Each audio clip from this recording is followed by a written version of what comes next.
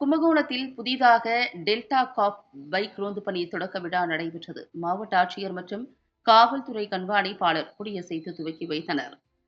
கும்பகோணத்தில் புதிதாக டெல்டா காப் இருசக்கர வாகன ரோந்து பணி தொடக்க விழா காவல்துறை கண்காணிப்பாளர் ஆஷிஷ் ராவத் தலைமையில் மகாமக குளக்கரையில் நடைபெற்றது.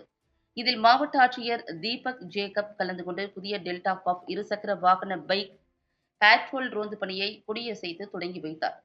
இதில் காவல்துறை பயிற்சி கண்காணிப்பாளர் மதன், துணை கண்காணிப்பாளர்கள் ஜாஃபர் சித்திக், கீர்த்திவாசன் மற்றும் காவல்துறையினர், பொதுமக்கள் உள்ளிட்ட ஏராளமானவர்கள் கலந்து கொண்டனர்.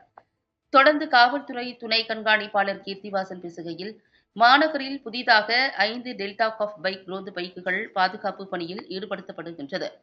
இந்த ரோந்து பைக்குகள் குற்ற சம்பவங்கள், போக்குவரத்து நெரிசல், விபத்துக்கள், முதல் உதவி தேவைப்படும் இடங்களுக்கு உடனுக்குடன் செல்லும் வகையில் காவல்துறை துணை கண்காணிப்பாளர் முகாம் அலுவலகத்தின் கட்டுப்பாட்டில் செயல்படும். இந்த பைக் ரோந்து பணி தாராசுரம் முதல் செட்டி மண்டபம் வரையான தஞ்சை பிரதான சாலையில் முக்கியமாக செயல்படும். மேலும் மடத்து தெரு, மேலக்காவிரி, சென்னை பைபாஸ் சாலை உள்ளிட்ட இடங்களில் பாதுகாப்பு பணியை மேற்கொள்ளும். ஒவ்வொரு ரோந்து பைக்கிலும் சைரன் ஒலி, சிவப்பு மற்றும் நீல நிற ஒளி விளக்குகள், கேமரா, வாக்கி டாக்கி ஆகியவை உள்ளது.